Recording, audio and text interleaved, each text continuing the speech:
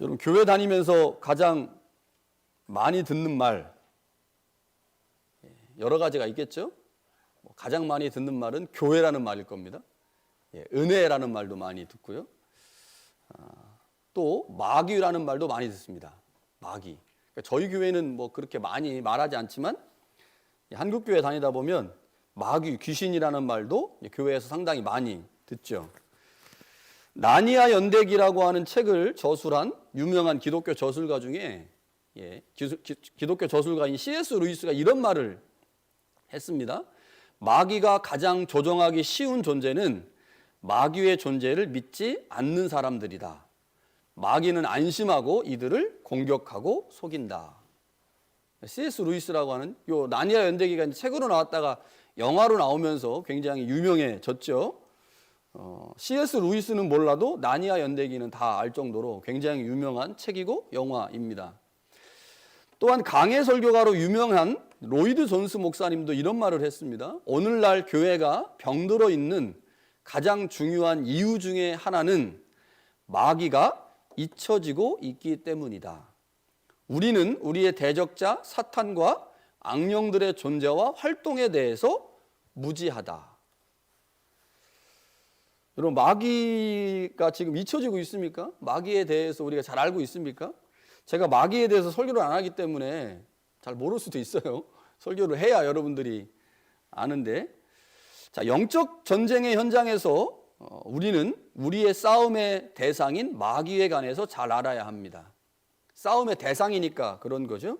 자, 그런데 어떤 경우에는 마귀에 대해서 전혀 모르기 때문에 그 싸움에서 패배하기도 하지만 어떤 경우에는 마귀에 대해서 너무 민감해서 문제가 일어나기도 합니다.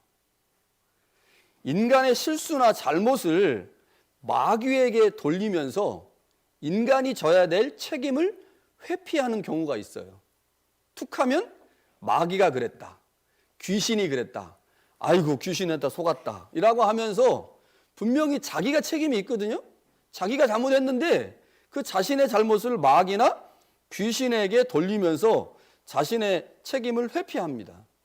그러니까 이 마귀의 존재를 몰라도 문제고 너무 많이 인식해서 마귀가 우리를 막 지배하고 우리를 공격하고 그래서 우리가 마귀에게 패배를 당하는 것처럼 해가지고 마귀 해도 문제가 된다고 하는 것이죠. 에베소서 강해가 오늘 끝이 납니다.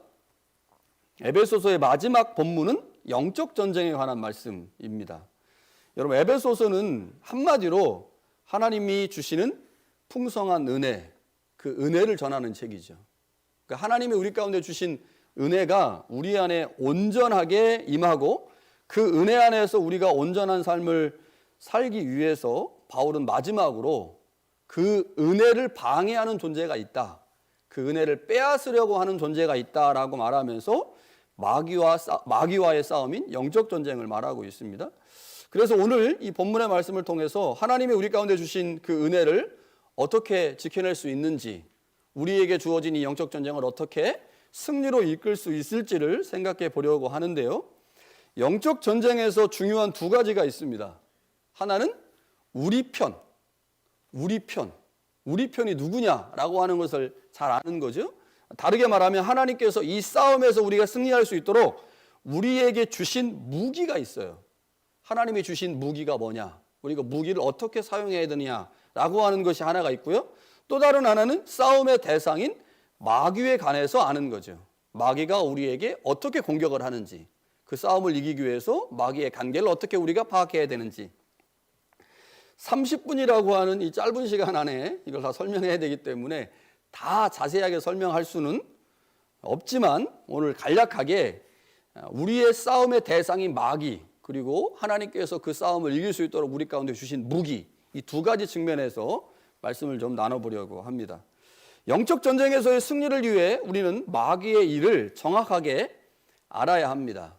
성경 전체에서 보니까요, 마귀가 가지고 있는 주특기, 마귀의 무기가 대략 두 가지 정도입니다. 첫 번째는 마귀의 가장 중요한 무기 중에 하나는 속이는 것입니다. 속이는 것. 요한복음 8장 44절에 보니까 예수님은 마귀를 이렇게 설명합니다. 마귀는 거짓말장이요 거짓의 아비다. 그러니까 마귀가 하는 가장 중요한 일 중에 하나가 거짓말한다고 하는 거죠. 모든 능력을 십자가에서 상실했음에도 불구하고 여전히 자신이 우리 앞에 대단한 존재인 것처럼 착각하게 만드는, 그렇게 우리를 속이는 존재가 마귀이죠. 그래서 우리는 마귀에게 잘 속습니다. 속이는 일에 전문가다 보니까 속는지도 모르고 속는 경우들이 상당히 많이 있죠. 속여서 우리의 것을 빼앗습니다.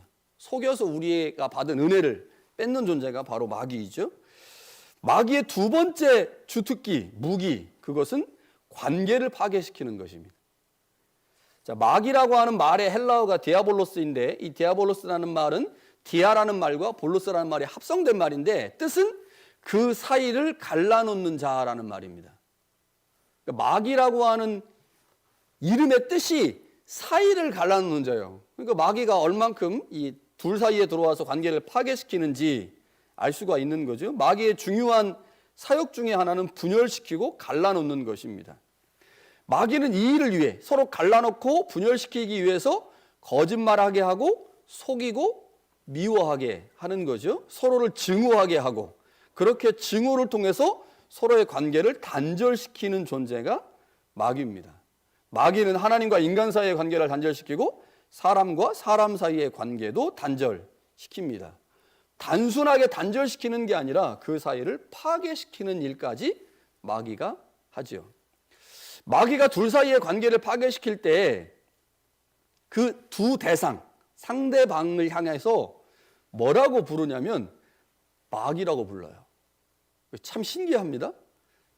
A라는 사람과 B라는 사람 사이에 마귀가 들어와서 관계를 파괴시키죠. 파괴시키면서 속이는 말을 합니다.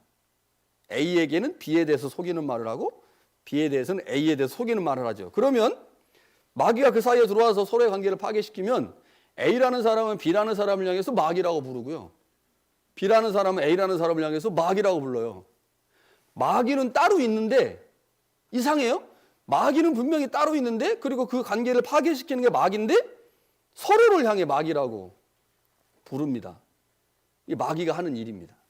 모두 하나님의 자녀이고 그리스도 안에서 구속함을 받은 그리스도인인데, 관계를 파괴시키는 마귀에게 속으면 결국 서로 사랑해야 하고 서로를 아껴줘야 되는 대상을 향해 원수라고 하고 마귀라고 부른다는 거죠. 우리가 그리스도 안에서 하나님의 자녀가 되었고 구속을 받았는데, 아무리 우리 사이에 분쟁이 일어나고 관계가 무너져도 절대로 해서는 안 되는 말이 있습니다. 그건 서로를 향해 마귀라고 부르는 거예요. 절대로 하면 안 되는 말이에요. 마귀를 향해, 서로를 향해 마귀라고 부르면 안 됩니다. 절대로 하면 안 되는 말입니다. 마귀가 우리의 관계를 파괴시킬 때 쓰는 주된 수법입니다. 서로를 향해 마귀라고 부르게 하는 것. 여러분, 마귀와의 싸움이 만만치가 않습니다. 쉽게 생각했다가 큰 코 다칩니다. 마귀는 쉬운 상대가 아니에요. 그런데 우리가 잘 알고 있듯이 사실 마귀는 이미 예수 그리스도의 십자가로 인해 패배했잖아요. 패배한 존재예요. 힘이 없어요. 총을 들고 있는데 총알이 없는 총을 들고 있어. 그런데 우리는 뭐를 보냐면 그 안에 총알이 없다는 걸 보는 게 아니고 총 자체로만 보면 총 자체. 그래서 마귀가 이제 무서운 존재가 되는 거죠. 11절에 바울이 이런 표현을 씁니다. 간계.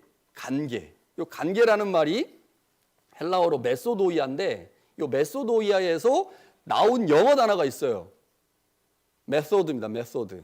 이 메소드라는 말이 메소도이아라는 단어에서 나왔는데, 이 메소도이아라고 하는 말의 뜻이 마귀가 우리를 속이기 위해서 온갖 수단과 방법을 동원한다라는 말을 의미하는 게 이 단어입니다. 온갖 수단과 방법. 그러니까 마귀가 가정을 깨트리기 위해서, 교회를 깨트리기 위해서, 친구와의 관계를 깨트리기 위해서, 부모와 자녀의 관계를 깨트리기 위해서, 하나님과 우리와의 관계를 깨트리기 위해서 온갖 추잡한 방법을 모두 동원한다는 것이죠. 고상하여 마귀의 일이라고 생각하지 못하는 방법도 동원합니다. 그게 마귀가 우리와의 싸움에서 하는 방법들이죠. 그래서 마귀와의 싸움이 만만치가 않아요. 마귀가 하는 짓인데, 마귀가 하는 짓이라고 생각을 못하는데 보니까 마귀가 한 짓이야. 이거 얼마나 힘들어요, 싸움하기가. 그러니까 그렇게 마귀가 지혜롭고 슬기롭게 우리와의 싸움을 한다는 거죠. 또 다른 하나는 마귀와의 싸움이 만만치 않은 이유는 마귀가 안 보이기 때문에 그렇습니다. 안 보이기 때문에. 자, 사람은 눈에 보이는 것에 집착하려고 하는 경향이 있잖아요. 그래서 눈에 보이지 않는 영적 존재인 마귀와 싸워야 되니 마귀가 우리에게 공격을 할 때 그 공격을 제대로 방어하기가 쉽지가 않다는 거죠. 싸움의 승리를 위해 우리는 분명히 우리의 싸움의 대상인 마귀를 잘 알아야 하는데, 우리가 이제 마귀에 대해서 전문적으로 공부하려면 오랜 시간을 공부해야 되니까 두 가지만 기억을 한다는 거죠.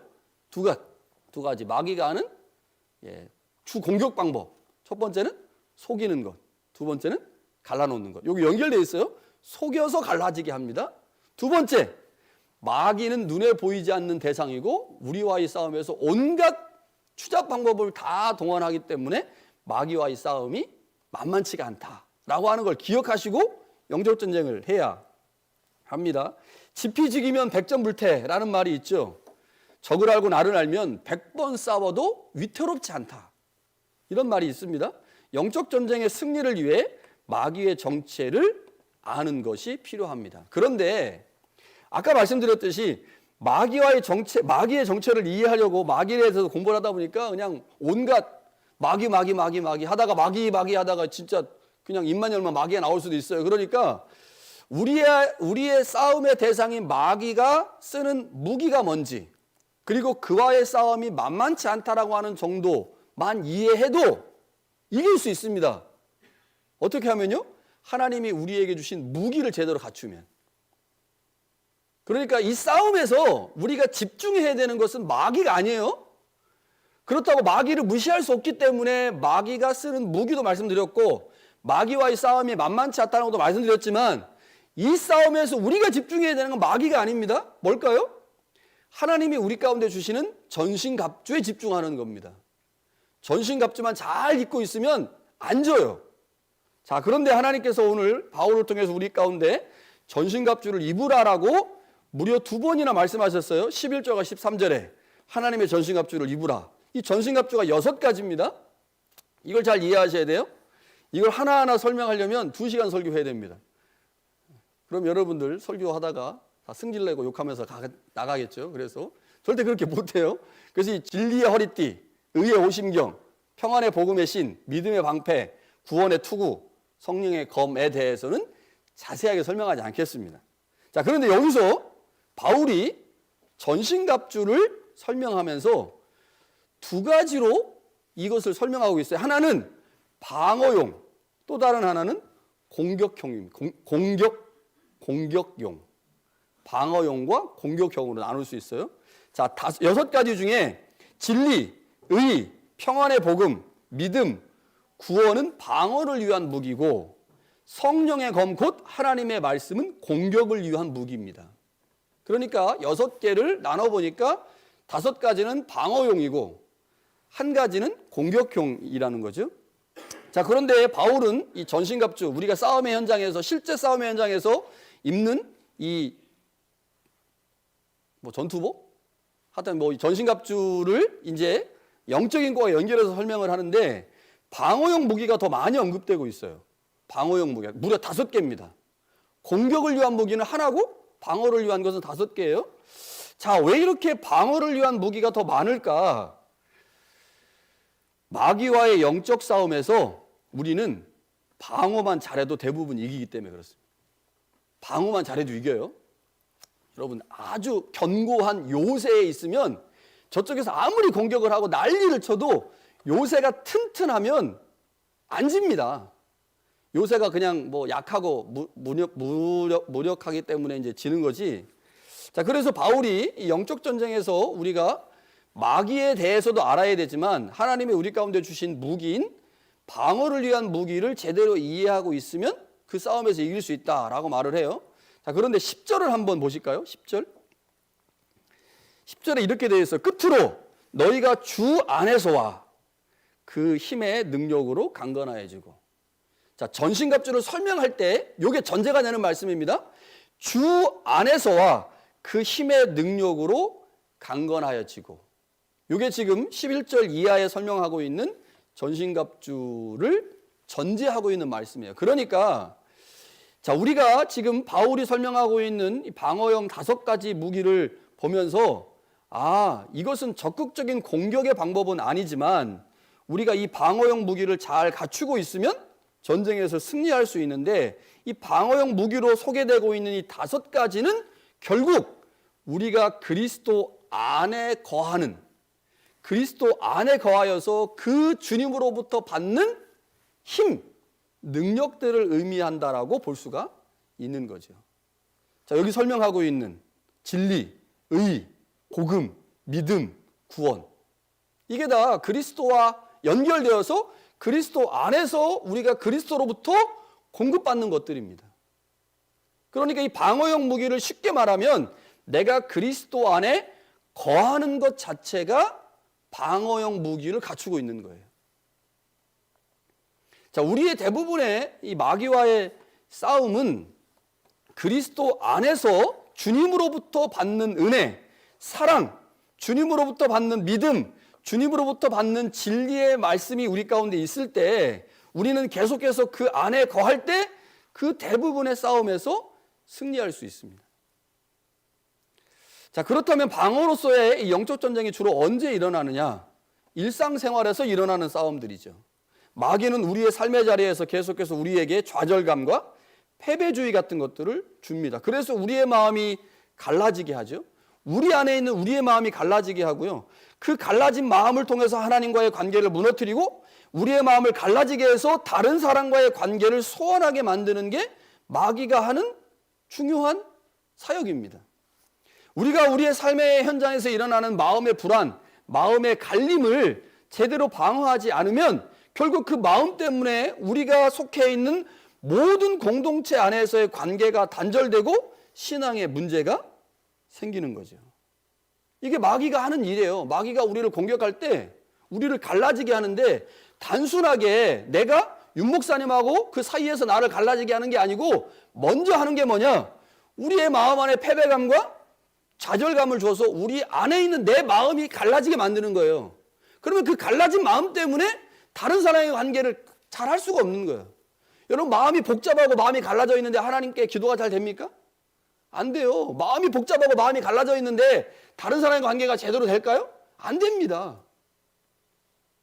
이게 마귀가 쓰는 공격이에요. 그런데 그 공격을 제대로 방어하고 제대로 이겨낼 수 있는 방법이 뭐냐? 그리스도 안에 거함으로 그분이 주시는 은혜를 경험하는 겁니다. 그분이 주시는 은혜를 충만하게 경험하면 주님으로부터 우리의 마음이 보호를 받아요. 더 자세하게 말하면 성령이 우리 안에 오셔서 우리의 마음을 보호하시는 거죠. 그럼 우리의 마음이 안 갈리잖아요?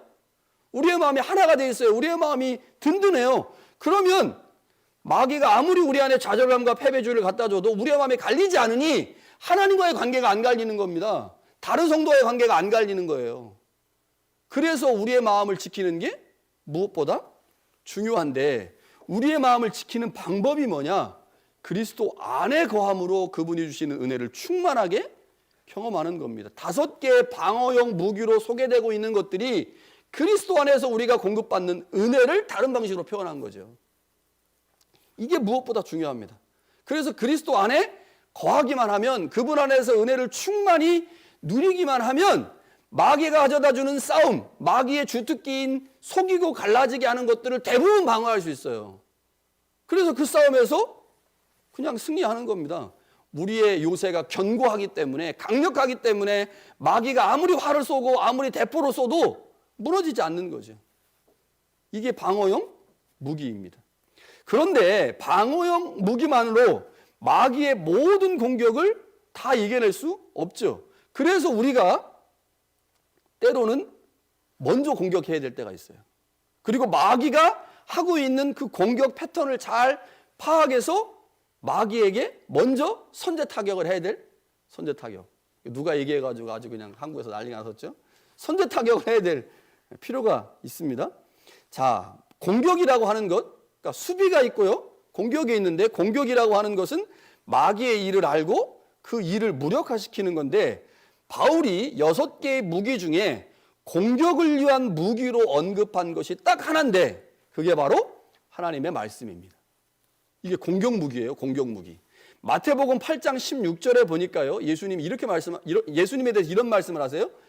저물매 사람들이 귀신 들린 자를 많이 데리고 예수께 오거늘 예수께서 말씀으로 귀신들을 쫓아내시고 병든 자들을 다 고치셨다. 예수님이 말씀으로 귀신을 쫓아냈다. 말씀으로 영적 전쟁에서 승리하셨다. 이렇게 표현합니다. 40일간 예수님이 금식하셨죠. 금식이 끝날 때 광야에 있는 예수님에게 누가 찾아옵니까? 마귀가 찾아옵니다. 마귀가 찾아와서 예수님을 시험하죠. 마귀와 예수님이 영적 전쟁을 하셨는데 그 싸움에서 마귀를 예수님이 어떻게 이기셨습니까? 하나님의 말씀으로 이기셨어요. 마귀가 3번 공격을 하는데 그 모든 공격을 예수님은 모두 하나님의 말씀으로 그 마귀의 공격을 파괴하셨죠. 여러분, 우리가 영적 전쟁에서 승리할 수 있는 최상의 공격 무기는 하나님의 말씀입니다. 이게 뭐겠습니까? 여러분, 하나님의 말씀을 우리가 왜 배워야 될까요? 2000년 전에, 3000년 전에, 4000년 전에 쓰여진 고문서인 이 말씀을 왜 배워야 됩니까? 하나님의 말씀은 살아있어요. 4000년 전, 3000년 전에 기록되어 있지만 하나님의 말씀을 살아있기 때문에 살아있는 그 말씀은 오늘날에도 여전히 유효합니다. 여전히 유효해요. 그래서 그 말씀을 배우면 그 말씀 안에서 세상의 이치가 보입니다. 삶의 원리가 보여요. 어떻게 지혜롭게 살아야 되는지를 알게 됩니다. 다시 말하면 하나님의 말씀을 잘 배우면 마귀가 어떤 방식으로 일하는지, 어떤 방식으로 우리를 힘들게 하는지, 하나님이 그 마귀와의 싸움에서 우리가 어떻게 하면 승리할 수 있는지를 하나님이 신약, 구약 66권 안에 다 기록해 놓으셨습니다. 그래서 이 말씀을 잘 배우면 마귀의 공격 패턴이 보여요. 마귀가 아무리 지랄을 떨고 우리 가운데 와서 우리를 힘들게 해도 그게 그냥 보일 수 있는 거죠. 여러분, 그게 하나님의 말씀을 우리가 배워야 되는 이유인데, 바울은 마귀가 거짓과 분열로 우리를 파괴하려고 할 때 그 거짓과 분열의 현장을 하나님의 말씀으로 간파하고 그 말씀으로 선제적으로 조치하여 마귀와의 싸움을 이길 수 있게 만드는 것이 바로 하나님의 말씀이라고 하는 거죠. 예수님이 영적 전쟁에서 이미 승리하셨기에 우리가 주님 안에 있는 것만으로도 영적 전쟁에서 승리할 수 있습니다. 주님 안에 있는 것만으로.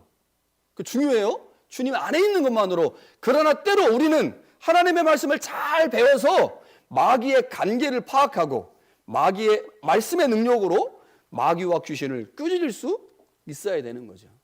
이게 바로 영적 전쟁을 이기는 방법입니다. 그러니까 6개의 무기를 소개했는데 5개는 주 예수 그리스도 안에 거하는 것과 관련된 것이고, 또 다른 하나는 하나님의 말씀을 잘 배워 그 말씀을 적극적으로 활용하여 마귀의 관계를 파괴하는 공격형 무기라고 하는 거죠. 중요합니다. 자, 그런데 바울이 이렇게 영적 전쟁, 그 전쟁에서 하나님의 전신갑주를 입으라 라고 권면한 후에 18절에 이런 말씀을 합니다. 모든 기도와 간구를 하되 항상 성령 안에서 기도하고 이를 위하여 깨어 구하기를 항상 힘쓰며 여러 성도를 위하여 구하라. 자, 영적 전쟁에서 필요한 것이 눈에 보이지 않는 영적 존재인 마귀에 대해서 인식하는 거예요. 그리고 하나님이 그 싸움에서 우리를 승리로 이끌기 위해서 주신 전신갑주를 잘 이해하는 겁니다. 그리고 났더니 바울이 마지막에 기도해라 이렇게 말해요. 기도해라. 여러분, 마가복음 9장에 보니까요, 예수님의 영적 전쟁이 소개가 되는데, 마가복음 9장에 보면 예수님이 3명의 제자를 데리시고 변화산이라고 하는 곳으로 올라가십니다. 그 올라가서 기도를 하세요. 예수님이 제자들과 함께 기도하시는 동안에 산 밑에서 일이 벌어졌어요. 어떤 아버지가 자신의 아들이 귀신이 들렸는데 그 귀신 들린 아들을 고치기 위해서 예수님이 계신 곳으로 온 겁니다. 그런데 예수님은 변화산에 계셨고 안 계셨잖아요. 그러니까 밑에 9명의 제자만 남아 있었어요. 아버지가 급하니까 그 제자들에게 내 아들 안에 있는 귀신을 좀 쫓아주십시오라고 부탁을 했죠. 그 제자들이 그 이전에 귀신을 쫓아본 경험이 있거든요. 예수님이 제자들을 파송하실 때 제자들이 가가지고 막 귀신을 쫓았단 말이에요. 그래가지고 이번에 될 줄 알았어요. 될 줄 알아가지고 귀신을 쫓는데 귀신이 안 나가는 겁니다. 아무리 쫓아도 안 나가요. 그 예수님이 산에서 기도하시고 내려오셨어요. 내려오셔서 예수님이 뚝딱뚝 해결하셨죠. 해결하시고 나서 제자들이 묻는 겁니다. 예수님, 도대체 왜 우리는 귀신을 못 쫓았습니까?